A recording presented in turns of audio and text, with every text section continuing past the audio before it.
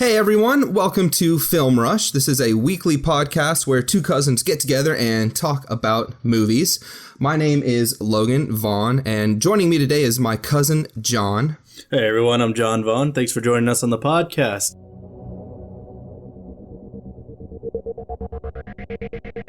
Welcome to Film Rush.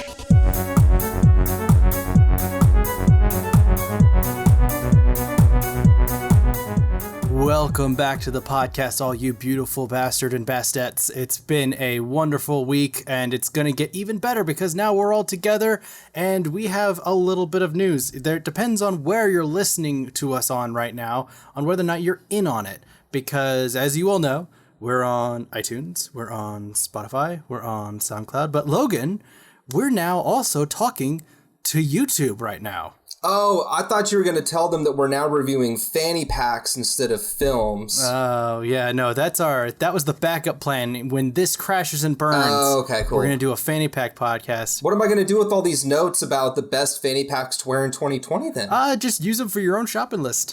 You can't go wrong on that. Fanny packs suck.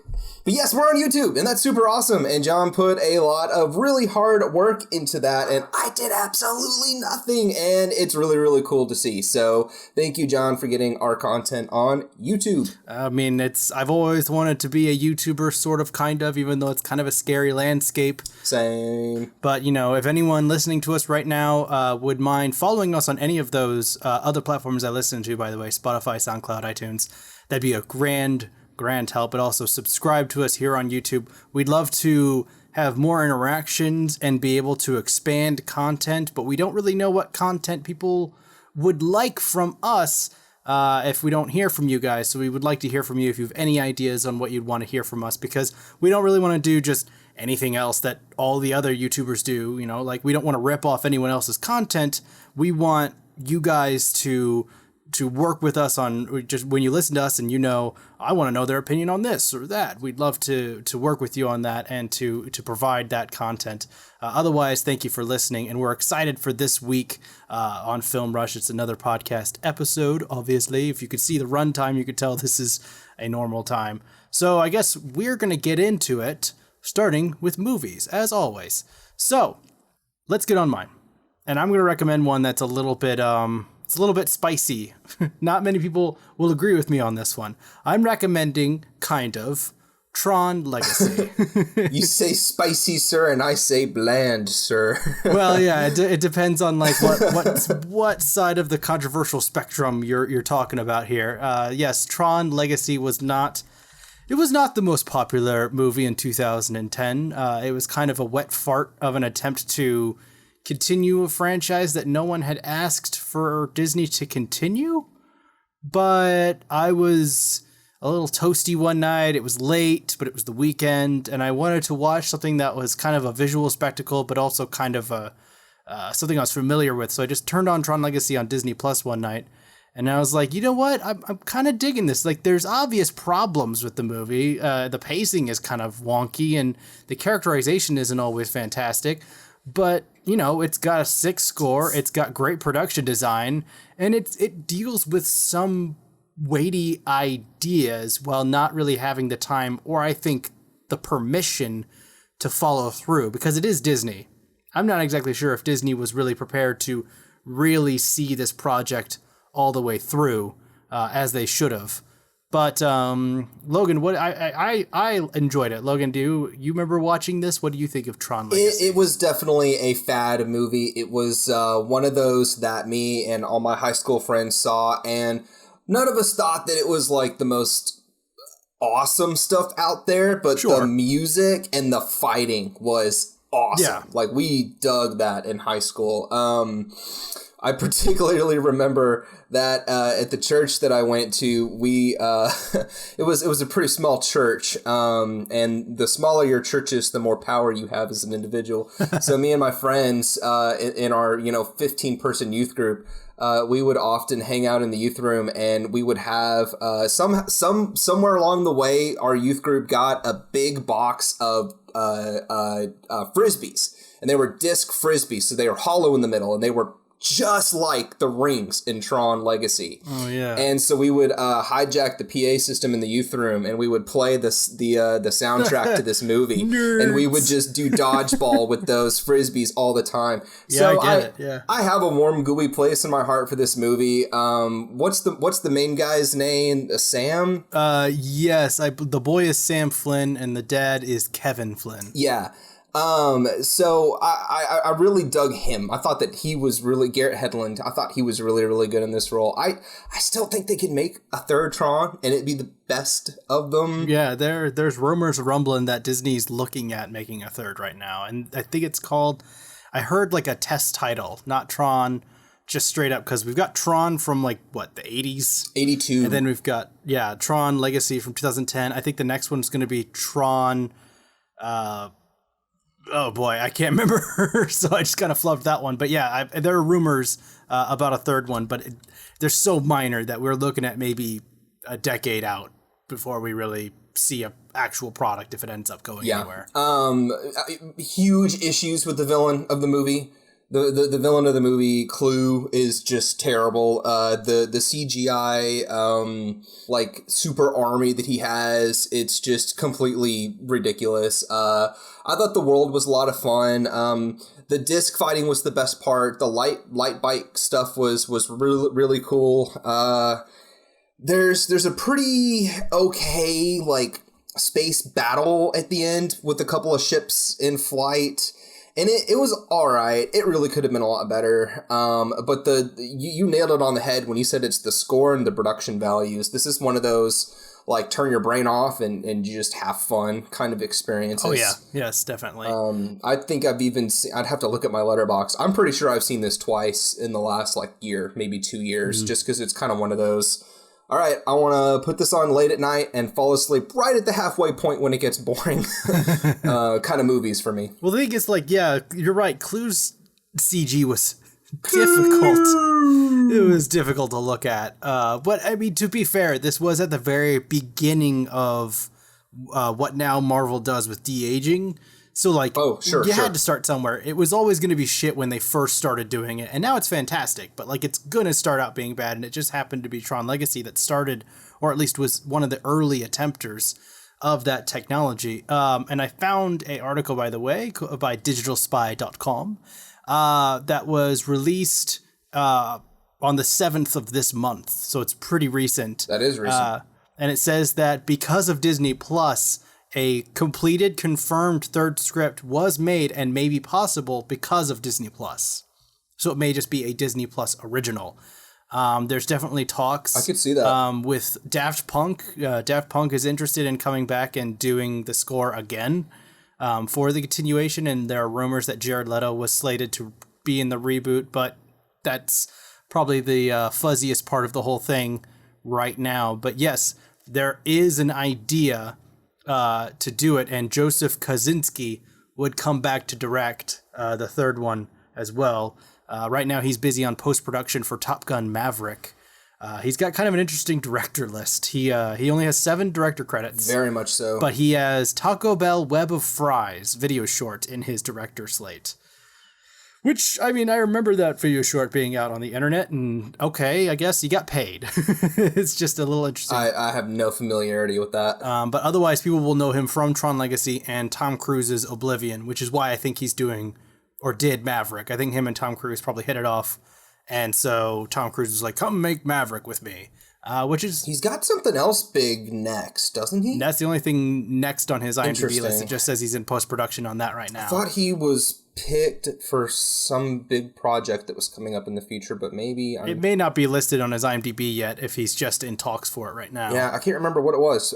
Maybe I am thinking about Top Gun Maverick. Maybe that was the next thing, but I swear I saw him tagged for something else. But either way. But yeah, Tron Legacy. I think it's like a 6 to a 7. Like, by no means is it offensive. It definitely has some pacing issues, and the CG isn't always pitch perfect, but I think there's entertainment value in there. I think that holds it up as a entertaining product rather than necessarily a mentally engaging one. So I'd watch a third one. That's fine with me. So yeah, watch Tron Legacy if you've got Disney Plus, and especially if you have like 12-year-old kids who would love seeing the kind of action you get in the Tron movies. I think my final comment on Tron Legacy, I still feel like this kind of genre hasn't seen its like magnum opus, its great movie yet. I would love to take the production and the spirit of this movie, marry it with the adventure and the nostalgia of Ready Player One, and then it could have an orgy with the quality of Blade Runner 2049 and have some type of big epic like sci-fi adventure action movie. Smash those production crews together and see what happens. Because I agree, that'd be interesting. They all lean super hard into one corner, and I feel like could be just a little bit more balanced. Now, please, Blade Runner 2049 is gorgeous. I'm not lumping that in with Tron Legacy or Ready Player One. Those movies are messy. Blade Runner 2049 is just a little bit long and slow. That's really its biggest issue. But Tron Legacy, it's like half of a good movie. I just don't know where the other half is or what it looks like. But yeah, it's a 5 out of 10 for me. Yeah, and it deals with some heavy topics. Like, he created Clue, and the first thing he says to Clue is, "We're going to create the perfect system." Exactly. And so Clue's not a bad guy. He's just trying to make a perfect system as a computer can understand it. He's trying to make it mathematically perfect.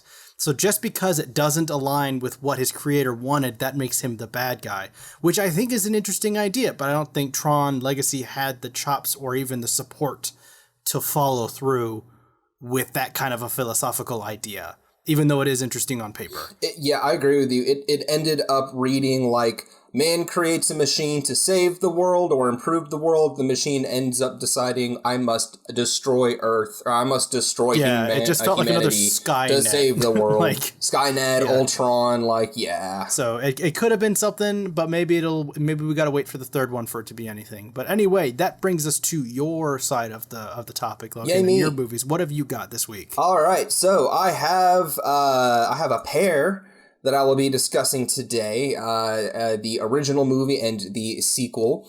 This is all over my social medias. It is all over my Netflix. And so I was like, you know what? I want to sit down this weekend and finally check out The Kissing Booth.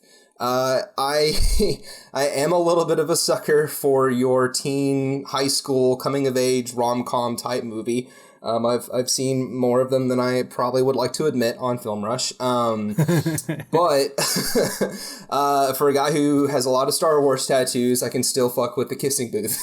I really, really dug this movie. I actually thought this was one of the better, if not one of the best, like high school rom-com, will they, won't they type movies that I'd seen in a long, long time.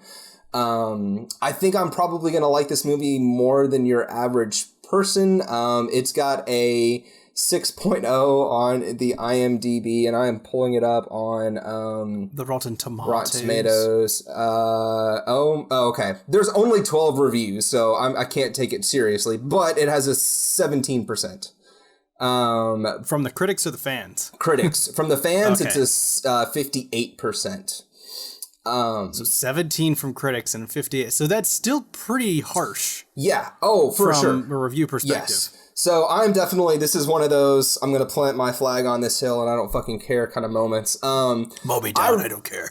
I really, really dug The Kissing Booth. It is a little cliche, but I think it's kind of one of those experiences where it's predictable, but like, a lot of movies are predictable. The rare movies, it's like a comfort movie. You watch it just to enjoy yourself. Yes, whatever. Have nice warm fuzzies. I think so, and it's kind of, it follows the 5 major story points of character wants something, character thinks they're close to it.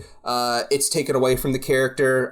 Character has a second chance. It gets taken away from the character, and then the movie ends with the character getting the thing that it wants at the end. Like all movies kind of follow a pretty similar story arc to that. Mm-hmm. So Joey King is the star of this movie. She's playing Elle Evans, and she has a best friend. They were born on the same day, so they're basically twins, even though they're not related. Their families like literally get together every Sunday for lunch, so they're basically brother and sister, and they are like legit best friends. They have all these rules, they have all these traditions.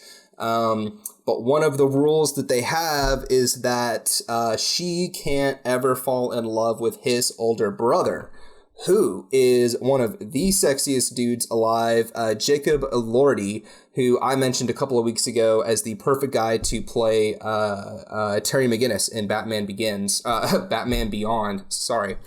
Batman Beyond. He's got a lot of BBs in the Batmans. Yes. And so what ensues is a particularly awkward, cringeworthy experience where the older brother, Noah, and the main girl, Elle, both kind of begin to realize that the reason they hate each other so much is maybe actually because they might have feelings for each other. They're mean to each other because they like each other. And, like, almost everyone sees it happening except for the younger brother, the best friend. He's, like, the last person in the movie to figure out, like, what's going on. But the whole movie, like, there's this will they, won't they, back and forth. And the movie is called The Kissing Booth because at the halfway point, there's an epic, like, crescendo moment where they are doing a kissing booth at a Thanksgiving carnival or something like that. Mm-hmm. And they kiss each other. He comes up and kisses her, but she doesn't know who she's kissing. And it really is. It's a really good, sweet, feel-good moment. And then she takes the blindfold off and they start making out. And, like, the whole school is standing there and they're all cheering and stuff and everyone's freaking out.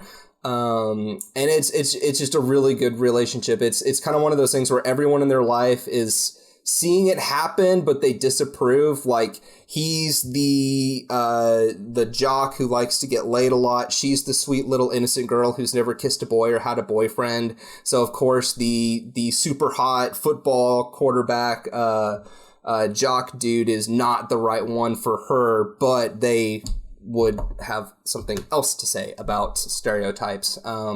So it's definitely cliche, but the acting in this movie it's really, really good. Like, I've never been the biggest fan of Joey King, but seeing this movie, I was very, very surprised at her acting performance in here. And again, Jacob Elordi, or however you say his name, super, super good. The sequel is what I'm going to say is my avoid this week. So I really dug The Kissing Booth. I give it like an 8 out of 10. The Kissing Booth 2 came out. Jacqueline and I watched it this weekend. We loved the first one so much. We were like, we have to watch the sequel. And it deserved the Rotten Tomatoes score that I was reading off for the first movie. I did not like it at all. It was super cliche, but not in a good way. It literally takes every single good friendship or romantic relationship and, like, puts it in a bind for the entire movie.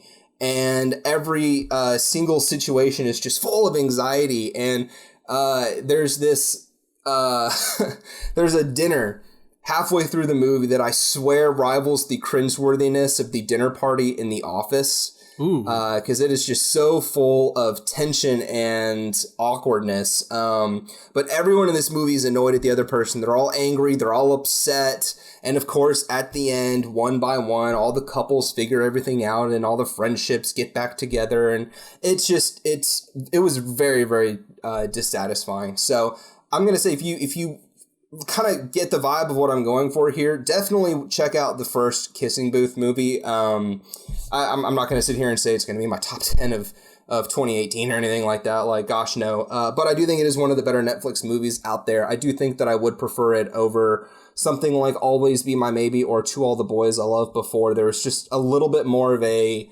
fun summer spirit to this that I just really, really dug. But yeah, so check out The Kissing Booth if you like that kind of thing. And even if you like that kind of thing, avoid The Kissing Booth 2. All right. I mean, I'll say I've not seen Kissing Booth 1, but I watched the trailer for it just by happenstance over the weekend because I heard they're making Kissing Booth 3 somehow. They filmed 2 and 3 at the same time, and no one knew. It was a secret. For whatever reason, the Kissing Booth successfully filmed an entire film in secret for some reason. Why it needed to be secret, I don't know. They probably just needed to shoot it while all the actors were young, Because if they wait another 2 years, they're going to look too old for the part, probably. Yeah, it'll just be weird. Yeah. Probably. But I will say that watching the trailer, I feel like I've seen the film. Oh, you probably have. Like I won't I won't apply it so far as to say that I have seen the film and I have an opinion on it, but like, damn. If you have any interest in this film and all you've heard about it so far is either articles or just written or spoken reviews or maybe just us, don't watch the trailer because you will see the whole damn thing. And I mean, it's not like it's a mystery how this film will turn out exactly, but like there's kind of a thin line between knowing how a film is probably going to play out and being affirmed by the trailer entirely. So I'll warn you on that one. I saw the trailer and now I'm like, don't need to see that now. So that's kind of a bummer. But otherwise, I cool. get it. I remember we watched the trailer on Saturday or Sunday because normally what we do is we pick like 5 or 6 movies and then we go watch all the trailers and whatever we're in the mood for that moment based on the trailer is what we go for. So that's actually how we picked this movie was from the trailer. But yeah, it shows a lot. I think the one thing I'll say is it leaves you in a place where maybe not everything is as comfy and sweet as you might think that it is. Because he's older than her. And so there's an age difference. And you know what happens when people graduate a couple of years or a year before the other one in relationships. There can be complications. So there is tension. It's not like you know for sure they're going to be together forever kind of deals. Happily ever after. It's not like The Notebook kind of thing. It's not like one of those movies. I'll just leave it there. So watch The Kissing Booth and at your discretion, maybe watch Kissing Booth too. But that brings us to our TV shows, unless you have anything else you want to say about this. I don't. Let's get on with it, sir. TV. So I don't have any recommends, so I can just jump to my avoid and we'll jump to your recommend after that. What you got that's nasty? So ironically, I do think it is a little nasty. So I have an anime called Food Wars, I'm not going to pronounce this right, Shokugeki no Sama. An anime cooking show? Yeah. So the just like general like flash trailer that Netflix has, because anime doesn't really typically get like proper trailers on Netflix. They mostly just kind of show a small sequence through their preview window, and then you can decide whether or not to watch it. So the preview sequence on Netflix I saw, and I was like, the anime looks pretty, the artwork's great, and it looks like the type of anime I would watch, and it looks humorous. So I was like, I'll give it a shot. So I clicked on it. I was not ready. I was not ready. So I say avoid, but like it's kind of up to taste, I suppose. So it's about a 15-year-old boy whose dad owns a restaurant. They're both amazing chefs. They routinely have contests between each other, at least in the first episode, to see who's the better cook. And the boy goes to school, but in the evenings he works with his dad, and they have a lot of regulars. It's a very popular place. The weird part of the show is that one, it is really it's really hyper realistic with its earnestness on food. Like it's almost like a shonen anime where, you know, like Dragon Ball Z and Naruto and them, who are very serious about fighting, and there's long drawn out sequences of dramatic fights, but instead it's dramatic about the food. So that's humorous, but what you're not ready for is it's about one step away from being pornographic. I don't know how else to say it. I'm watching the trailer right now, dude. This is hentai. It's very close. It gets extremely close. There's tentacles and boobs in the fucking trailer on YouTube. Oh, you're not even... the trailer doesn't even come... Oh, man. Okay, so the tentacle thing, as everyone who's ever known anything about anime will understand what that is implying. What's happening there is a girl is eating a bad food of peanut butter fried tentacles that a boy gave her intentionally as a bad food. And when people eat stuff in this show, there's a actual reaction, both physical and metaphysical. And in this situation, the woman feels like she's being taken forcibly by a sea creature. And it shows a little more than is possibly comfortable. Now, granted, I will give, it doesn't show full on. I am serious when I'm saying it's not actual pornographic material. However, it gets so damn close to the line that it really should be to the viewer's discretion and age on whether or not you watch this. The thing that's a little weird to me is that it's just kind of on Netflix with no shock warning. This doesn't seem like anything else I've ever come across on Netflix before. Yeah, I wasn't ready. And like, I'm all for like expression. I don't care that it's necessarily on Netflix, but I had no opportunity to be prepared. And by God, was I surprised. And I wasn't ready. Now, the overall show the episode ends and it looks like the rest of the show is about him going to a very prestigious cooking school. And it's kind of like My Hero, where he has a group of people he's both friends with and competitive with as a cook. And that's how the show moves forward. So it's not him and his dad constantly in this restaurant. That's just the status quo that moves into him going to a culinary school. However, the shtick of men and women orgasming, basically, when they eat stuff in a very adult manner remains. And that just isn't my jam. I'm not in anime for that, and I'm not a priss about this stuff. I do watch a show called Seven Deadly Sins, which I adore, and the next season's coming out next month on like the 8th, and I am jacked to the tits for that show. And that show does have some adult jokes and humor and relative insinuation. But by no means does it show 4 tentacles jamming into a woman. Now, again, it doesn't show it directly, but it shows it enough to be uncomfortable. So I say avoid Food Wars unless you're into that kind of thing. No judgment. Absolutely no judgment. I'm just letting you know what the stakes are before you click play. Because I wasn't ready, and I want you to be ready for whatever's coming your way. So take that or leave it, as you will.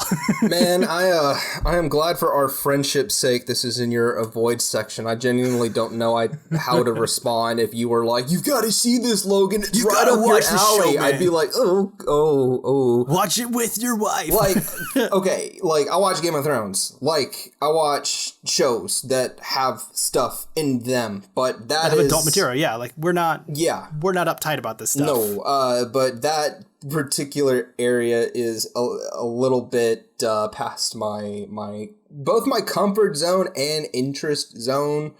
There's not even a like morbid curiosity about that. I've done enough looking to know that it's just not at all for me. So I'm not a big fan of censorship, but I think that there definitely needs to be something near a trigger warning on shows like this. Especially for people who are maybe their parents and their kids really love anime. Like maybe their kids really love Naruto, but they're out of Naruto episodes and now it's time to watch an anime, and they think without watching the trailer or anything that this is just an anime about cooking, and they're like, this might be not offensive, and they put it on for their kid, and then this shit starts happening. So there's like not really any prep work on Netflix's part to show this may not be suitable for all audiences. You know how South Park has that warning, and so does Family Guy. That kind of is something I think Netflix needs to explore specifically for content like this. Yeah, it says TV TV. It says TV mature, but like a lot of anime gets that rating, and it doesn't do this. Yeah, and I mean it's rated for nudity, but yeah, I mean it's still not obvious at all. It's, super tiny little print tucked up in the corner. Yeah, and like there are a lot of parents out there who don't necessarily notice ratings. I worked at GameStop for a time, and you'd be shocked the amount of parents that a kid, all they have to do is jam a game into their parent's hand, and the parent will take their kid's word for it and start buying it. And it was our job to literally ask them, hey, this is rated M. Is that okay? Because if we didn't ask them, the parent literally wouldn't realize they were buying their 10-year-old child Red Dead Redemption 2. Or Grand Theft Auto. I can't tell you how many kids tried to buy Grand Theft Auto through their grandma, who just had no idea about video games and was using Granny's birthday present for them to get Grand Theft Auto. And I was like, hey, this game has a lot of content in it that I'm not sure an 8-year-old or 10-year-old child should be playing. Just so you know, you're totally open. You could buy it, but I want you to know about it. And the grandma would look at the kid and be like, you little shit. You tried to get me to buy that.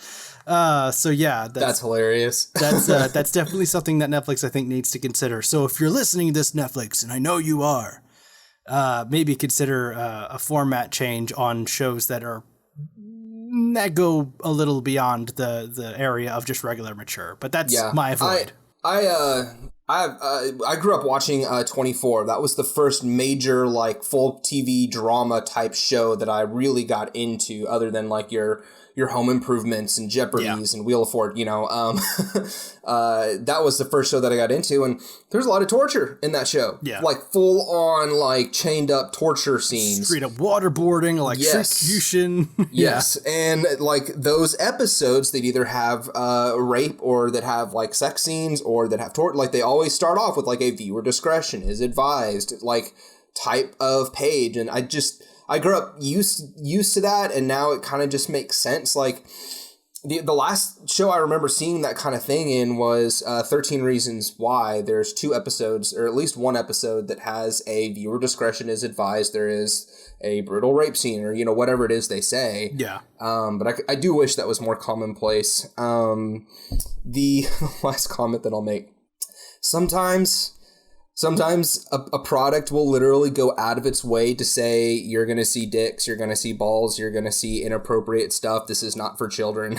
And parents are still just going to be oblivious. I remember when Deadpool was coming out, I was getting my hair cut at the time by a super, super kind, sweet Christian lady. And she was cutting my hair one day, and she knew I liked movies, and so she was like, yeah, I think I'm gonna take my kids to go see Deadpool this weekend, and I haven't told my husband yet, but I really want to surprise him and get tickets. And I was like, remind me, how old are your kids again? And like one of them was, I don't remember the ages, but they were younger. They weren't even teenagers yet. Yeah. And I was like, I'm just gonna level with you, Stacy. You don't. Knowing you, like, you're not going to be happy if you take your kids to this movie. Yeah. It's rated R. There's going to be language. There's going to be sex. There's going to be violence. It is a adult superhero movie. It's not like Spider-Man, even though I get it. And she was it's a guy in a red suit. Oh my gosh, thank you so much. And she was so glad, because I think she and her husband ended up going to see it on a date night, and she was mortified. And I'm like, yeah, Peggy is probably not going to settle well with most of your average, like, middle-class Americans. Yeah. Or you're Christians, at least. So Bible Belt. Yeah, that's not really what Deadpool is for. Yeah. But I love Deadpool. Yep. Yeah, Deadpool's great. So what's on your show list this week? Well, speaking of dicks and balls, I am going, yeah, that's one hell of a transition. I am recommending Dave. This is the Lil Dicky show that is on Hulu, and I've seen the trailer for this 1,000 times. See, I'm never on Hulu anymore, and I don't have ads. It's not on Hulu, it's on YouTube, man. YouTube. The ads for this have just been brutal, like so many times a day this plays. Interesting. I don't get the ads for Dave. I mean, like if I'm on my computer, I've got ad blocker, so I don't see it. But on my PlayStation, I don't got ad blocker because I don't.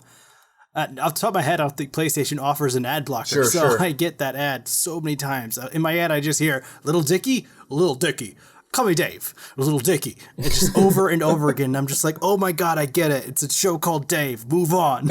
But okay, what is Dave like? Tell me about Dave. All right. So Dave is it's a TV show premiered on FXX. Earlier this year. It came out in March earlier this year. So right as the coronavirus was beginning to ravish our country, Lil Dicky came out with a TV show, and I don't even think I knew it existed until like May or maybe even June. But he's basically playing a fictional version of himself. And these types of shows where you have a famous celebrity playing a fictional version of themselves, usually it's either super funny or kind of funny for 5 minutes, and then it's just lame. And for me, I thought that this show, for the most part, was a really, really well done show. It definitely has some issues. It does feel a little bit like your immature first season, where they haven't quite figured out where to go with some of the storylines and some of the characters. But just some of the strengths right off the bat. Lil Dicky's acting. It's legit good for the high quality music videos that he has. I was expecting to like his acting in here. His acting is really, really good. The side characters are incredible. You're going to like the side characters more than the main character, which is actually one of the problems with the show in a way. But some of the side characters in here are just electric. And there's a lot of not a lot of really good raps, but there's a lot of really, really funny and inappropriate and awkward moments of humor. This is a comedy show more than it is like a rap show. Like, you may think like, oh, I'm going to get to see Lil Dicky play a fictional version of himself, and so he's going to write a whole bunch of songs for the show. Like, yeah, he's got a few, but they're a few. For the 10 episodes, there's maybe like 5 or 6. He doesn't even do like a song for each episode. So I was kind of expecting it to be just a ton of like lyrical writing, like him hanging out in the recording studio just making goofy ass songs. But it was definitely more of a comedy than it was anything else. He is essentially playing a mock version of himself like 10 years ago. Before he's famous, he's only got 2 songs out. He's trying to get signed by a record label. He's just trying to get somebody to appear on a single so he gets noticed. And so he is essentially starting at the very, very bottom of the music industry and trying to work his way up. And towards the end of the first season, actually gets a shot at a major record label deal. So it's a good, fun journey. There's a lot of commentary on the commercialization of music versus the artistic side of it. That's kind of more background noise, though. It's really about the jokes. It's very much a really funny show.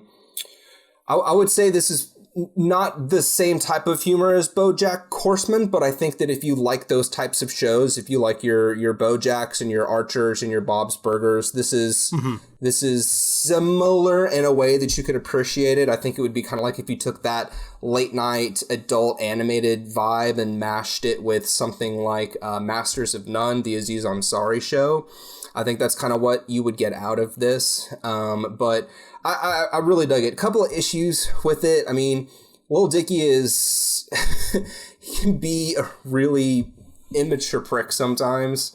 Lil Dicky can be a dick, like, shocking, I know, but he can really be very selfish, and he makes a lot of mistakes, and he burns a lot of his relationships up because he just wants to get famous. And he's like focused on like, I have this genius, I have this gift, I could be the best rapper alive, and I can't like let you hold me back from me being who I'm supposed to be kind of vibe a few points through this show. So there's even one argument with his girlfriend in one of the final episodes where she calls him a narcissist, and his response is, it's not narcissism if it's true. And I was like, holy shit. Wow.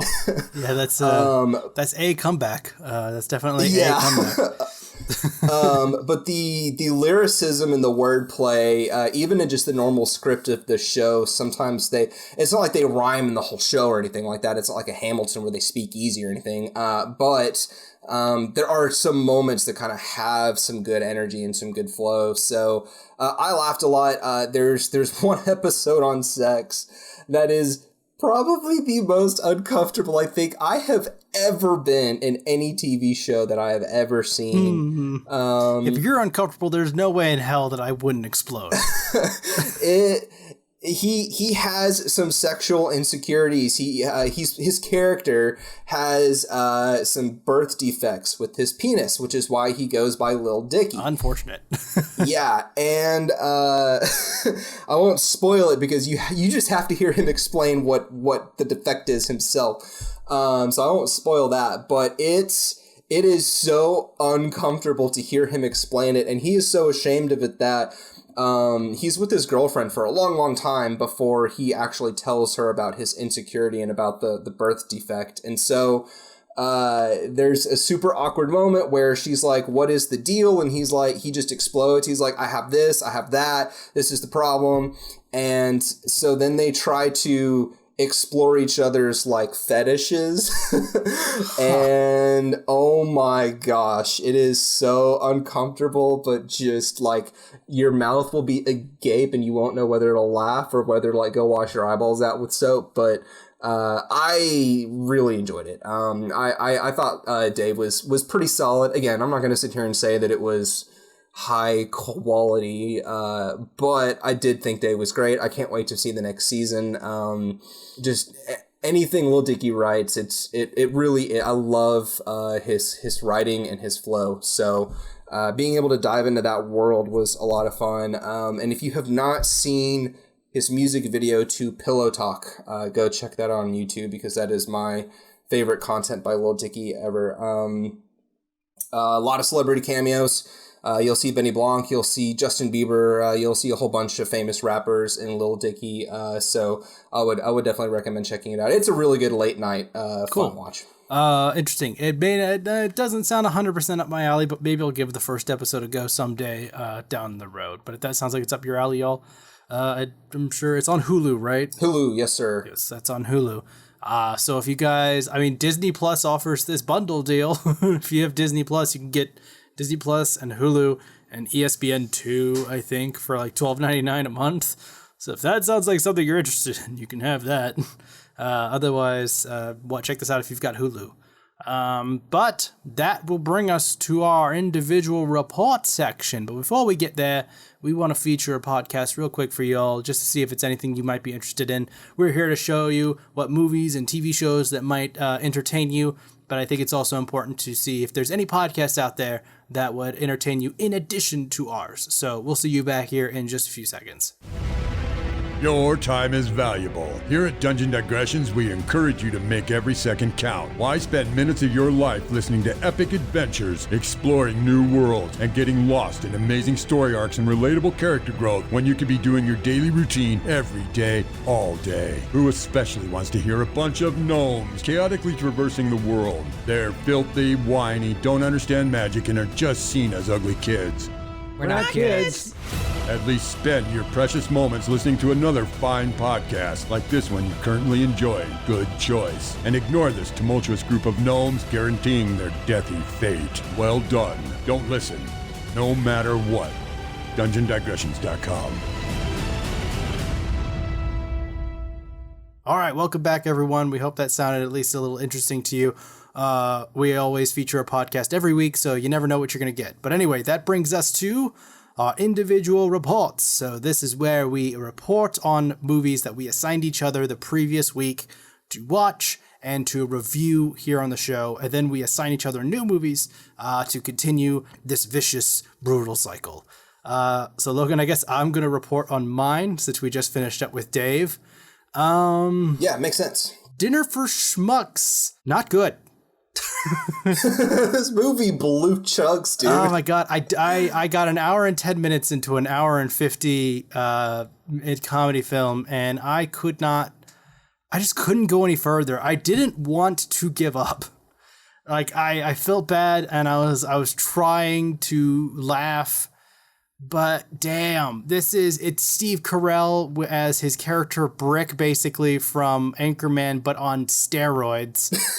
And he is dumber than Brick. Yeah, he's dumber than Brick. He picks up zero social cues in every regard, to the point where the script just feels like he's an entirely different character from an entirely different movie that's barely even interacting with the characters on screen, because he's just kind of doing his own fucking thing. And Paul Rudd, not to say Paul Rudd was bad in this film, it's just the script gave him nothing other than just to be Paul Rudd.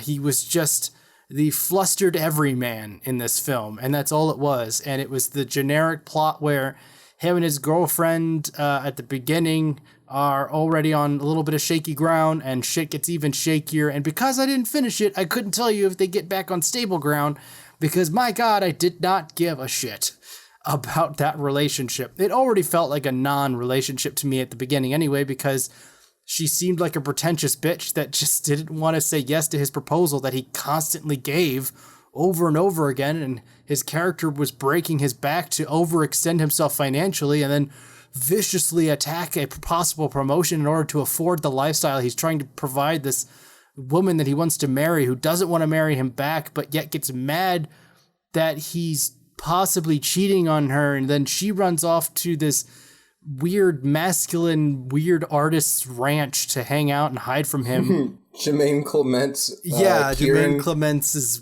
strange animal magnetism Kieran. Yeah. Reminded me of what's his name, Arthur Brand type character. Yes, very much. And he was fine. I cracked up from. Is it Russell Brand or no? I'm confused. It is like Russell Brand. Yeah. It's very Russell Brand type. I think Arthur is his name in Forgetting Sarah Marshall. What the hell is going on with my brain? Yes, Forgetting Sarah Marshall. Thank you. I will shut up. Back to you. But I found his stuff entertaining when him and Paul Rudd interacted with each other at like the art show and stuff. I thought that was pretty funny. I thought they had some good back and forth. Those were good. The Zach Galifianakis scene was just annoying. Like, Zach Galifianakis was funny for a little bit, but I think the scene went on for way too long, and he was just too weird for the world. It didn't feel like he would be a person that would ever exist in real life. And I get it, this is a comedy film. A lot of the times characters don't necessarily feel like they really exist in real life or could exist in real life.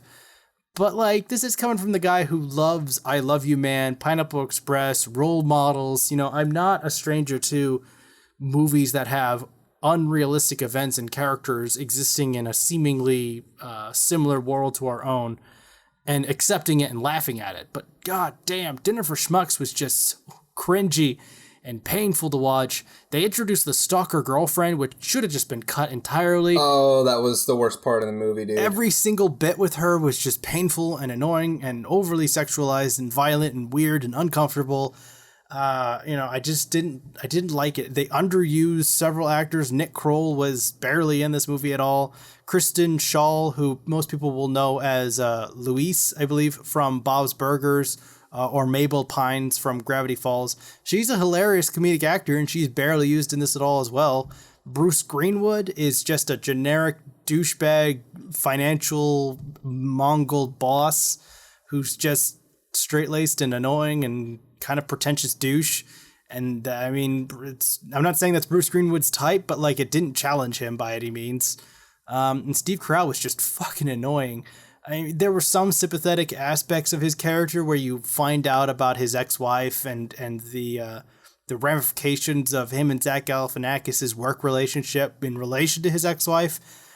But he's such a dunce and annoying and inconvenient person to everyone else that we're also supposed to be rooting for, that it feels like it's just emotionally manipulating you into accepting everything he's done so far, which has been all horrifying, stupid shit, and saying, oh, it's okay, he's had a rough time of it. No, he's still an idiot that makes everything worse. He's made nothing better so far. I didn't like it. It's not like I wanted to wait for the payoff in the end where everything worked out and Steve Carell was redeemed as an actual sweet character and Paul Rudd and him were friends who walked off into the sunset. I was like, I don't care about that ending. I don't want to traverse the rest of this film to get there. So I honestly put it at like a 2 out of 10 or a 3 out of 10 because it's not the worst thing I've ever seen in my life, so I cannot give it a 1. But by no means am I ever going to go back to this film. Yeah, I'm pretty much right there with you. I thought this was like pulling teeth to get through. I gave it a 3 out of 10. It was just horrible. It was so flat. It felt more mean-spirited than it did, hey, let's all laugh together, like, at this ridiculousness. Yeah. It spent all of its time with its worst pieces, and that's never a good recipe for success, but particularly when you're a comedy. So many big-name actors, genuinely really, really funny people, and they can't be perfect all the time, and this is one of those times where no one was really on it in this movie. The energy worked the best for me when it was Paul Rudd in his corporate culture settings, trying to climb the ladder and getting invited to the dinner and the dinner itself. Those all worked for me. Yeah, the movie really flowed quickly in those scenes. And I felt like there was definitely some bounce back and forth between him and other characters, for sure. But those are so few and far between in this film and at large anyway.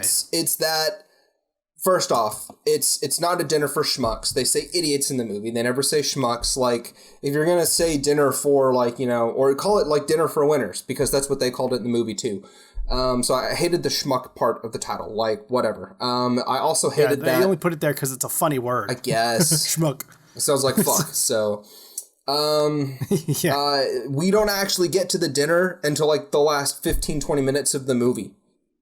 And then that's it. And the dinner scene itself is outrageous enough that it is worth checking out just because of how ridiculous. It's still not good. You're still not going to feel good about yourself after you've seen this movie. But I did find that middle section where you quit, hands down, about 50 minutes where it just felt like pulling nails. There was some glimmer of humor at the beginning and some humor at the end for me, but this was still one of the worst comedies that I have seen in a long time. And I don't often seek out bad comedies, so I'm sure there's worse out there. But for me, this was just bad. And I love Paul Rudd, man. I love Steve Carell, and I was just so bummed with this. There's nothing but talent here, but they weren't allowed to do anything with it. Yeah, Paul Rudd's my favorite comedic actor out there. Steve Carell is a class act in pretty much everything he does, except for this, apparently. I just didn't think anyone was able to bring it. I've seen a few Steve Carell performances that I didn't just love. I mean, I think there's a few Paul Rudd performances that aren't the best, but yeah, I mean, Zach Galifianakis, like, his character was insane. Jermaine Clement honestly might have been the best performance in the whole movie. The Kieran character. As I said, the art gallery and in the scene in his apartment, those scenes were genuinely funny to watch, and the performances were good. I felt like there was a good dynamic there, and he was the right kind of ridiculous, where his character does not exist in real life, or at least I hope it doesn't exist in real life. It's quite possible, maybe, but he is an archetype, an extremely insulting archetype of a certain culture, but entertaining in its ridiculousness. Just like Russell Brand in Forgetting Sarah Marshall, like you mentioned. Sure. Like, I love that performance of Forgetting Sarah Marshall. He cracks me up every single time I watch that movie, which is one of my favorite comedic movies ever. So, as I said before, I mentioned them. If you have a chance to watch the Paul Rudd comedies, I Love You Man or Role Models, do so. If you have a chance to watch Forgetting Sarah Marshall, definitely do so. That's one of my all-time favorites. That's one of the better ones out of all this grouping. So, yeah, Dinner for Schmucks is an avoid if I was putting it in those category terms, Cool. for sure. I think the last thing I'll say is you did not actually get around to the actual dinner scene, right? No, Okay. I saw it coming like a train down the train track, and I was like, I'm not going to make it through that scene. I'm just going to be pulling my teeth if I get there. The only thing I'll say is if there's any way I could convince you to at least pull it up on YouTube or something and watch it, what happens is whoever puts on, so all these rich people, all these business people, they have a monthly dinner where they bring an extraordinary individual, aka a super idiot, to dinner, and whoever puts on, it's not necessarily who's the biggest idiot, but who puts on the best show, like who has the most embarrassing moment, basically, wins this like trophy or something, and they all laugh behind their backs. And in this case, also probably secures Paul Rudd a promotion if he wins, kind of thing. And there is a major client from Switzerland that is also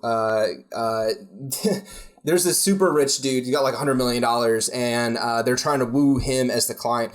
He is at that dinner, and he finds out about it. He's like, "Oh, you have dinner for idiots? We do this in Switzerland too. Can I come?" And so he comes, and he's like one of the most genuinely enthusiastic and excited people at the dinner, and it's very entertaining until you find out that he's actually an but it's wild. Zach Galifianakis shows up and uses mind control to fuck with Steve Carell's character, and then Steve Carell uses brain control to fuck with Zach Galifianakis's character. So I thought the actual dinner itself was like a 5 out of 10 compared to the shit you have to go through to get there, but this movie still stinks. It's bad. It's no good. It's not worth worth watching. Don't watch Dinner for Schmucks. So Logan, that brings us to your report. What did you see and what did you think? And I also watched this movie. So what did you think of this movie at large? Nice. Had you seen this before, or was this new for you? I had not. I assigned this last week, and I'll refresh the audience. I assigned the Rocketeer, if you'll allow me to say the title, the Rocketeer, because it's a movie I have never known anyone who'd seen it. I'd never known anyone who had an opinion on the property at all. And yet I always see at least one person dressed up as the Rocketeer at any given conference, like Comic-Con type things. Like there's always a Rocketeer, if not a few. And I've always wondered, what is the cultural connection that keeps that 1991 relatively obscure title still at least relevant enough for people to feel the need to dress up as in modern day cons?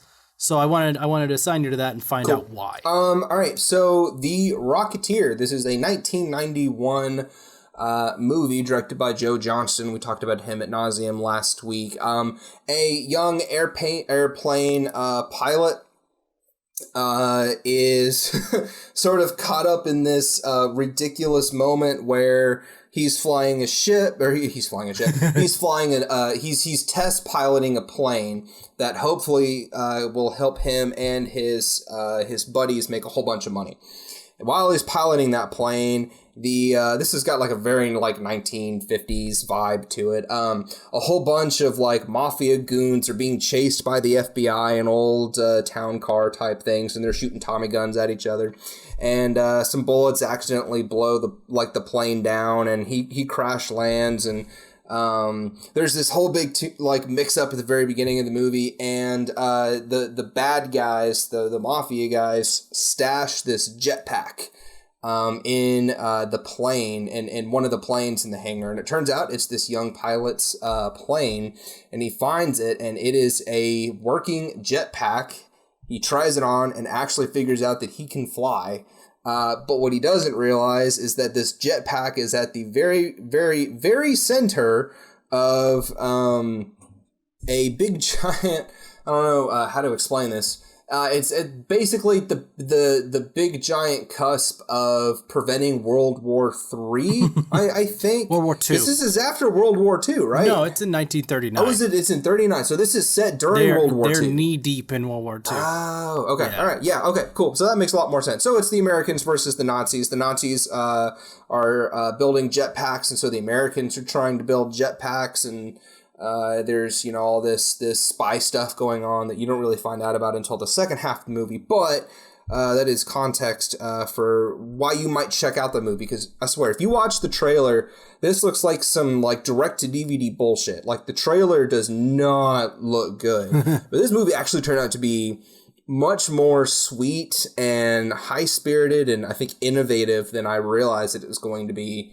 There's still something about this that feels more like 1975 instead of 91. It's kind of one of those movies it didn't feel like it was made in 91. It felt 15 years too late or 25 years too late just in the feel. It was weird. It was a very, very odd feeling to the movie, kind of like how Black Cauldron came out in 89 but felt like it came out in 49 or 59. It was just one of those things. Yeah. But yeah, man, I ended up having a decent time with this. I think that if I had seen this back in the days where I was really into movies like Spy Kids, I think that I really would have gotten sucked into The Rocketeer, Spy Kids, Zorro. I think this would have been another one of those movies for me. Obviously being, 25 now, it doesn't really have that same magic. So I thought it was good. I thought it was sweet. I thought that there was some extremely low production quality. I thought the acting across the board, I didn't really buy it from anyone. It felt very by the numbers in terms of the script, the dialogue, the acting. I thought maybe Jennifer Connelly's performance was the best. Timothy Dalton was a very mustache twirling evil.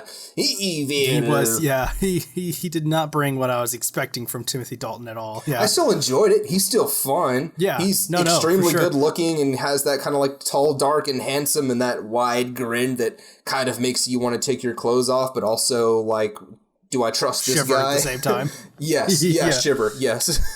That's a good term for it. Definitely some elements that I don't think would play very well today. If this movie would have come out today, some of the things Timothy Dalton does to the Jennifer Connelly character just did not feel that great to me, but that's the problem with bad guys. They're not exactly woke people. To be fair, he is the villain, so they're not really glorifying it per se. Right, yes. Just some kidnapping and sexual tension that I could have gone without the sexual tension in this otherwise kids movie. But yeah, the fight scenes, none of them look great. But there's. How did you feel about the? Sorry to cut you off. No, I'm rambling. Come in. How did you feel about the big face man? I don't have an informed opinion, but like, isn't he from something? Like, why does he look so familiar? I'm not sure. I don't even know. I don't even remember what his name was. Was he Goose in the movie? I don't remember what he was in the movie. What his character's name was. Otherwise, because like, it doesn't look like Goose. Goose is Don Pugsley. That doesn't look like him. You know, I'm not sure. I don't remember everyone calling him by his name, so I couldn't tell you if maybe it's Fitch. It's Fitch or Woolley. Maybe it's not Fitch. I don't know. I don't know who it was. But I'll keep doing some looking online while you kind of jump in and give me your general thoughts. All right. Well, I enjoyed this movie a lot more than Dinner for Schmucks. That's for sure. I was entertained by it pretty thoroughly, not because it's anything groundbreaking or engaging, but I thought it was a gas of a time. The rocket effects, while in real life, a rocket that operates like it does in this movie would burn your ass off because the fire is ridiculous. I never felt like it looked like 1990. Like, it wasn't like amazing effects. Like, by no means would this be seen as good effects today. But for a film made in 1991, I didn't feel like I was looking at a man just floating on wires per se. Like, it's not groundbreaking, but man, it did its job. I thought it was fine, even though it's completely unbelievable in the fact that no one could ever fly in the way that he does. But I thought that it was entertaining. It felt a little long. It's only an hour 48, but I felt like the movie dragged a bit. He definitely both doesn't feel like he's the Rocketeer for long enough for people, like especially little kids, to be running around playing like they're the Rocketeer as if he's a celebrity now. And he also doesn't feel like he's the Rocketeer for a short enough time for how short the film is. By the end of the film, I asked the question because he asks Jennifer Connelly, I'm the Rocketeer. And she's like, who? And he's like, have you not read the newspaper? And she's like, no, I've been busy. And I'm like, how long has he been the Rocketeer? Like, everyone seems... all was like one 48-hour time period, like day one and day two, and like that's it. And I was like, man, he's like, everyone knows about him, but then other people definitely don't know about him. So that was a bit weird. I am surprised to see that the guy who plays Cliff, Billy Campbell, is the main character of the film, Cliff. Billy Campbell is in one of my favorite shows, The OC, which, thank God I figured that out, because the whole time I'm watching the movie, his young 1991 face was just bothering me, because I could not tell who the hell he was to me in my brain. Don't you hate when that happens? And finally I see he's in The OC, and I know exactly who he is, and I'm like, oh, okay, oh my God, that makes sense, thank God. But yeah, no, man, in terms of just sheer entertainment value for an older film that just felt like an interestingly oddball adventure flick that knew exactly what it was and accepted it, I'm giving it like an 8 out of 10, because like, this was fun and I could see why people enjoy it. I still don't quite understand why people consistently still dress up as the Rocketeer. It doesn't feel like, a cultural zeitgeist in any regard per se, but I enjoyed it. I had a good time with it, I will say. Yeah, I think I'm a little less enthusiastic. I'm thinking around a 7 out of 10 for this one, because it is thinner. It's not as high quality. Like I remember when I rewatched Zorro back in like January, and I was like legit blown away by how awesome it was. This one did not impress me in that way. I agree with you. He wasn't he didn't do a whole lot in the suit. It was more like the suit was getting from point A to point B because, with the technology at this time, like, I don't know. It's weird to say the technology at the time because this came out after Terminator came out. This came out like after Terminator 2 came out, I think, and after Aliens and Predator. Definitely feels older than that. It feels older than that. So it's weird to say they did the best they could with the technology of their time, but maybe it may have been more of the budget. Yeah, you hit the nail right. I was about to say the budget may be that it just didn't have the chops to compete, and it was too ambitious for the money that it got. Yeah. Some super cheese, like super duper cheddar, basic white American type cheese all over the place in this movie. The scene in particular where Timothy Dalton is all pouty because the set wall fell on him, and so he goes and sits down. And he's like, "Hoof," and he like sits down. And he's all mad. And then he overhears the couple talking, and he's like, "Babe, I got a suit today, and it's an engine, and it goes on my back, and it makes me fly." And I'm like, how fucking convenient. Like, everything in this movie just happened so fast and so convenient like that. Even the way they got the title, Rocketeer, it's like a bunch of news people in a room, and one of them's like, "How about the Rocket Man?" No, that won't. "How about the Missile Man?" No. One of them looks out the window and sees an ad, and they're like, "Oh, the Rocketeer," and everyone's immediately like, "Oh yeah, that'd be just fine. That'll work just fine." There's just so many like cheese moments like that I'm like, okay, all right, I'll forgive it because you're a nice sweet little movie, but it didn't like sink into me the way that I was kind of hoping that it might. But at the same time, based on the trailer, it kind of looked like hot trash. So I was still surprised by how much I enjoyed it, but not going to be one I go back to often, if ever. I discovered who the large-faced man was. Yeah, I was going to bring him up here at the end. I found him on Wikipedia. I was going to say, you're going to love the fact that his name is Tiny Ron. Yes. That's his name. It appears that he passed in 2019. Mm-hmm. But he has done roles like he was in Star Trek, it looks like, as someone named Memory Alpha. Looks like he was known as a person who wore prosthetics on his face through a lot of projects, not least of all being several appearances in Star Trek. But man, I only bring him up because I was not ready. I had turned away from the movie for a little bit when it got to the scene where Tiny Ron's character goes to the hospital to the one mob guy that had gotten away from the initial action sequence at the beginning, and asks him where the rocket pack is. The match. And he lights that match to wake the guy up, and it cuts to Tiny Ron's character's big old face.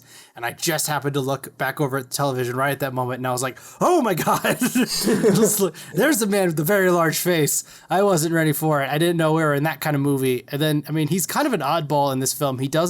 No one else is like him. So I will say that his character is a little weird, that no one else is like him. And I agree, Timothy Dalton's mustache twirly villain who ends up being with the Nazis, Mein Führer and for the Motherland and whatever. I was like, okay, we went full cheese, very 1950s. Hollywood doesn't know how to do a villain, so we make them a Nazi type story. I think that ages this very much so. The final battle at the end kind of felt like a Disney superhero version of the final battle in Anchorman. Because you've got... Or I was going to say, like, any battle you could name in Indiana Jones. I felt like this was... I felt like this definitely took influences from Indiana Jones. Oh, I'm sure. And it was trying to bring some of that in here. And it didn't quite bring it. I think they blew a lot of their budget on the explosions that happened at the end of this film, which explains some of the earlier fumbles in the story, I think. It would have been better without the blimp. Yeah, the Hindenburg light in the Rocketeer wasn't necessarily a good idea. The fact that there's just like a Nazi battalion when Timothy Dalton needs it is odd, but, whatever. It's the whole progression just made me giggle, because, like... Timothy Dalton is like, I got your girl. You gotta show up alone or else I'm gonna kill her. And I'm obviously kind of making fun of the accents. Yeah. But the Rocketeer shows up and he flies in and he lands down and he's like, all right, let her go and I'll give you the suit. And he pulls out a gun and he's like, give me the suit and I'll let her go. And he like looks at the mafia guys around him, like the Chicago, New York style mafia guys, and he's like, "Hey, did you know that you're working for a Nazi? He's a Nazi." And they're like, "Is that true? Are you a Nazi?" And he's like, "Come on, I pay you well." And they're like, "Hey, I may be a crook, but I don't work with no 2-bit Nazi. I'm an American." I'm an American. Patriotic I'm mob 100% boss. American or something like that. Yeah. And so all the mafia guys like turn. And Timothy Dalton's like, all right. And then he just starts shouting in German, and then like a whole squad of German troopers come out of the woods, and then all the mafia guys drop their guns, and then out of nowhere, a bunch of floodlights come on, and the FBI comes out of the same woods, and it's just like, what the heck? And then lo and behold, a fucking blimp comes out of nowhere, and you're like, what is happening in this scene? Where's the American Air Force? What the hell? I know, it's like, we can't keep progressing like this. What is going on? But yeah, I had fun with that. It was cute. It was not. I couldn't take it super seriously, but it was cute, fun kind of thing. I'm glad we both had fun with it. I definitely got a gas out of it, and I'm glad I saw it. I'm glad I know about the Rocketeer now. But unless there's anything else you want to add about it, we can move on to our assigning now.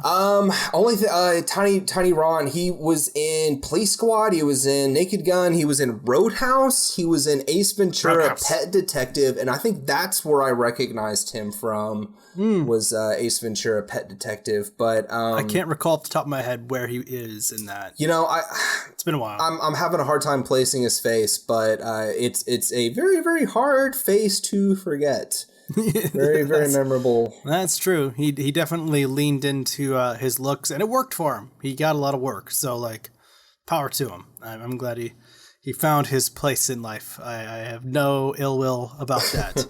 Well, that's everything I got to say about both Dinner for Schmucks and The Rocketeer. So cool. What is left? Well, we'll leave that in the rearview mirror for Film Rush, and we're going to move on to the assigning. So I'm going to go ahead and throw this at you. You mentioned that you definitely expected me to assign this when you've put it on your list, and I'm assigning it. By God, you predicted correctly. Batman Mask of the Phantasm. Yay! By no means am I going to be related to a person who likes movies that has not seen Batman Mask of the Phantasm. It's just not going to happen. I'm not going to allow it. It's not going to go on any longer. For 26 years, you have not seen it, and that will end today or sometime this next week. Batman Mask of the Phantasm, a lot of people will say maybe one of the best Batman movies ever made. I'm inclined to say it's one of the best animated Batman movies ever made, because you kind of get into weird territory when you're trying to compare this to live action Batman, because there's just different storytelling sensibilities. There's just not really a lot of ways to compare the two one-to-one. However, when it comes to the Batman animated series of the 1990s, this is definitely one of the things you want to see that's the cream of the crop of that series of Batman adventures. You know, you've got the classics, you've got Kevin Conroy as Batman, Dana Delaney as Andrea Beaumont. I think this is the only time you see Andrea. I want to say she shows up in the show once-ish. But other than that, you've got Mark Hamill as the Joker. And, you know, the whole gang's here, and the animation is top-notch. The storytelling is top-notch. It's reasonably creepy. It's got that, you know, gothic Gotham feeling, just like the rest of the show did. It's only an hour and 16, so it's barely longer than a episode of television today. But man, it's got some haunting elements to it. If this was a live action film and they kept everything point for point and they just transitioned it to live action, this film would be creepy as fuck. It's just really, it's cushioned by the fact that it's animation, that it doesn't chill you. It's only PG, but I think today it'd probably be, I'd say it might reach PG-13 by today's standard. Weirdly enough, earlier in life, PG was a lot more fluid than it is today. But I have nothing but good things to say about this film. I've watched it a lot growing up. The only reason I don't own it is because Warner Brothers knows that everyone loves these Batman. So if you find it anywhere, even used, it's expensive. Everywhere. It's expensive everywhere you could find it. So I haven't been in a position yet to have that kind of cash to throw down on it. I had it on VHS as a kid, so I definitely watched the holy hell out of that VHS, and I have watched it since. It's on Netflix, though. So if anyone here listening wants to watch this along with Logan, I'm certain as fuck going to be watching it alongside him this week again for the billionth time in my life. I'm excited to see what you think about this. Logan, what are your thoughts on Batman Mask of the Phantasm? And I believe you've seen the show, right? You watched it at least? No. You never seen the show? Oh, shit. No. Shit, fuck. No, sir. Is that... Which is one of the reasons I haven't gotten into it. It's one of those... like shows of shame that I just like. I haven't finished The Sopranos. I haven't watched The Wire. I haven't watched the animated Batman show. Like, no. I see so much, but there's always going to be stuff that you can't get to. Oh yeah. I think I may be wrong about this. The animated Batman show was on Amazon Video for a long time. I'm not sure it was. If it's still now it's on something called DC Universe. Other than that, it says Amazon Prime Video from $199. So you can buy episodes or seasons. It doesn't look like you can rent anything on Amazon, at least not as far as I can tell. Used to be that way, but that was a few years ago. But yeah, that's a bummer. To be fair, you don't necessarily have to have seen the show, because this movie does go into Batman's origin. It's kind of an alternate telling of Batman's origin and the time before he was Batman, and then it like jumps to when he is Batman. I won't spoil stuff, obviously. Obviously, Batman's in this. No spoiler. But it's its own story. So it's not like you have to have pre-existing knowledge of the animated series itself to get it.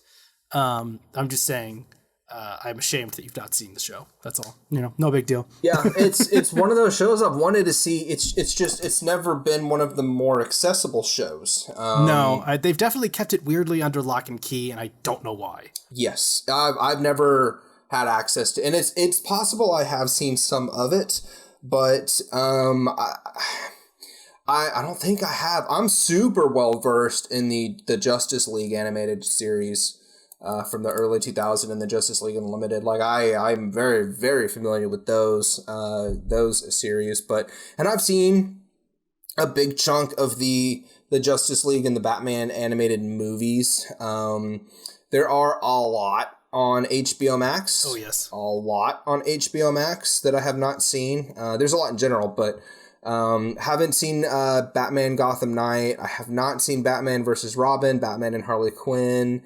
I really dig Flashpoint Paradox. That's a good one. Justice League War is decent. I haven't seen Doom. The Batman Beyond movie, Return of the Joker. That's a classic. One's surprisingly good. I still think Batman Under the Red Hood is the best animated Batman movie they've made. I even prefer it over The Dark Knight Returns and The Killing Joke. They're great. Well, The Killing Joke's not great. The second half of The Killing Joke's great. Yes, the second half of The Killing Joke is pitch perfect. But Batman Under the Red Hood, I absolutely love that story. And just I hesitate to say this one might compete with that. I've heard this one is the best animated movie, hands down. That's like the perception I have. The main reason I say I would hesitate is because I've seen both, and I don't think they're necessarily comparable because they have entirely different voice acting, different animation, and just a different way of telling a dark story. This is a dark story, but it's told in an older way because this film was made in 1993. So there's definitely different sensibilities of pacing and how scenes play out. I definitely say it's as good, if not better, but for different reasons. But I'm curious to know where you're going to rank this in the films that you have seen. Cool. Especially compared to Under the Red Hood, since you hold that in such high regard. So yes, I'm excited for you to watch this movie for sure. Nice. All right, cool. Well, maybe this won't be the only animated Batman movie we'll talk about next week. We'll see. I'm not committing to anything, but I like sticking to themes. So if I'm already going to be watching one animated Batman movie, maybe I'll check out some high quality content like Batman versus Dracula, because I admittedly the haven't animation seen in that looks so good. I'm just kidding. But yeah, Batman Gotham Knight, Batman Year One, Batman Year One's Robin, good. Batman Harley I do like Quinn. that one. I do like that one. Okay. Yeah, I want to see that new Harley Quinn animated series too. I have mixed feelings about looks that. Right up my alley. I haven't seen it.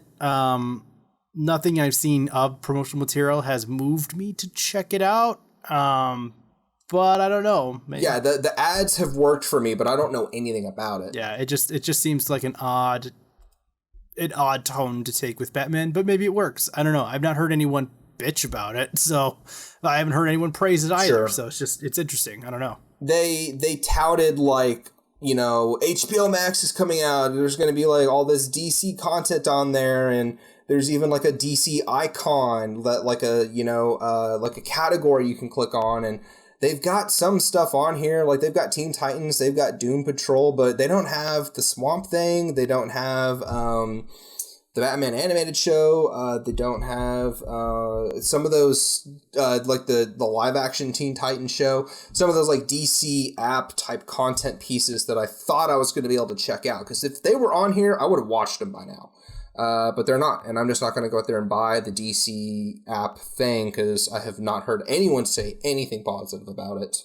I'm even having a hard time justifying HBO Max because they're like about to lose the Harry Potter movies too. Interesting. Anyway, we'll talk more about HBO Max next week. Well, actually, we may not. Who knows? Because Batman is on Netflix. I keep forgetting that.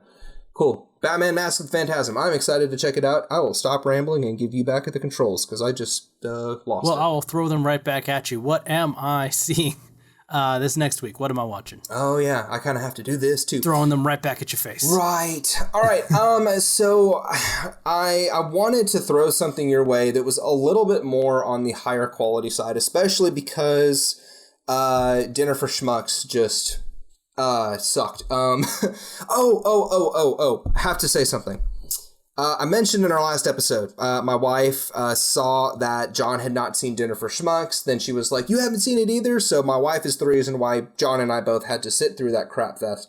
She thought we were talking about Meet the Parents, that Ben Stiller, Robert De Niro movie from early 2000s. Yeah. It does say on Dinner for Schmucks, it says the people that brought you. Yeah. So you would assume it'd be good, but no. It took about 20, 30 minutes before she was like, "This isn't what I thought we were watching. What is this? This is terrible." And I was like, "Yeah, this is terrible." And like every 5 minutes for the next 2 hours, we were like, "This is terrible. This is terrible. This is terrible." So Jacqueline wanted to make it very, very clear. She does not support Dinner for Schmucks. She is not a fan of Dinner for Schmucks. She actually begged me to not finish the movie. But so I wanted to give you something positive. So I've heard really, really good things about Danny Boyle's Yesterday. This is the 2019 movie where a struggling musician wakes up in an alternate reality and realizes he's the only person in this alternate reality who knows who the Beatles are and knows all of their songs. And so he starts freaking out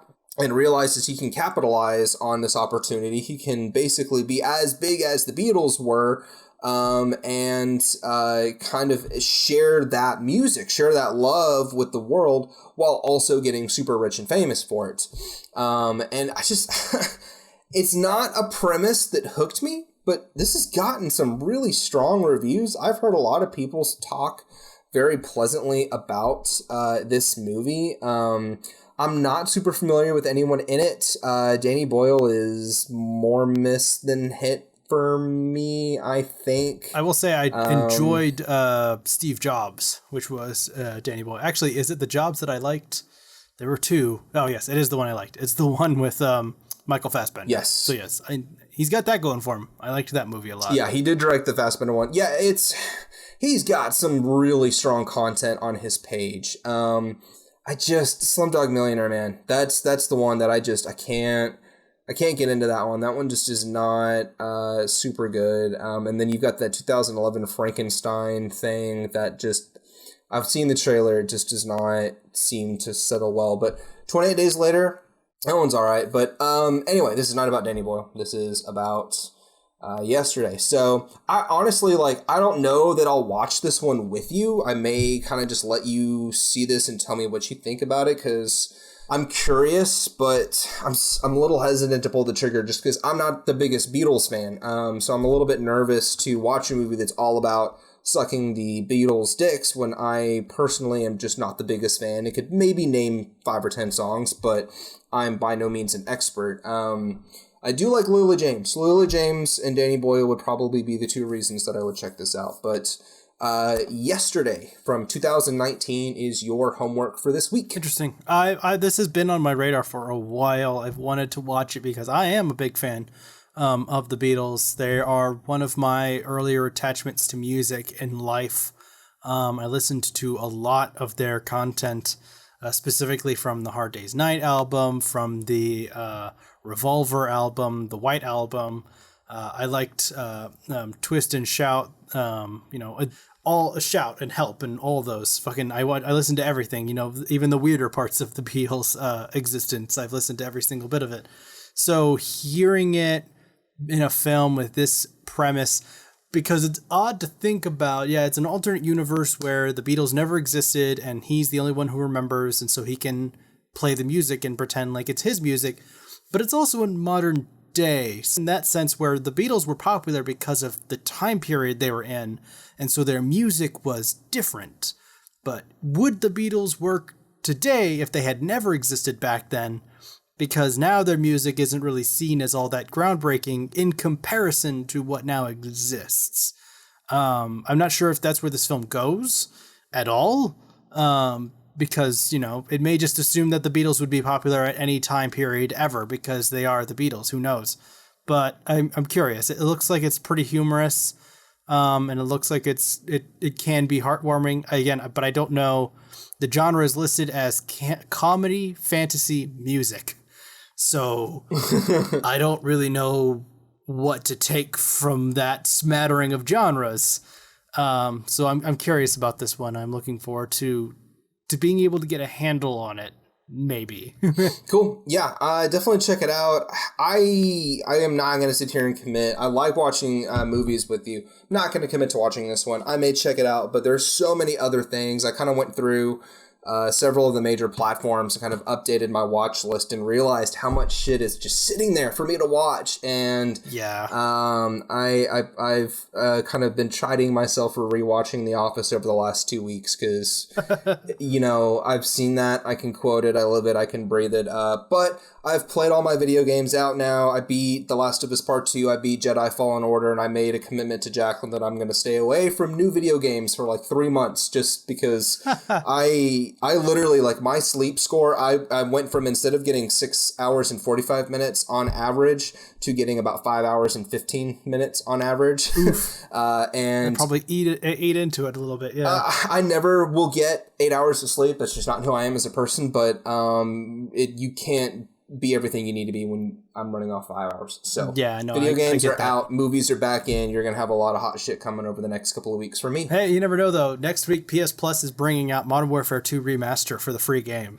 One of the free games. God darn it. So I'm definitely going to get that. Man, the Call of Duty, what was the World War one that they just did 2 years ago? That one was a free game back in April or May. World War II. Yeah, World War III. World War III. I did get that one for free because I worked at GameStop, but that was a stinker of a game in my opinion. I liked the zombie mode more than anything else. I thought the story was basic, bitch. 4 out of 10, 5 out of 10. Gameplay was fun though, because I don't know.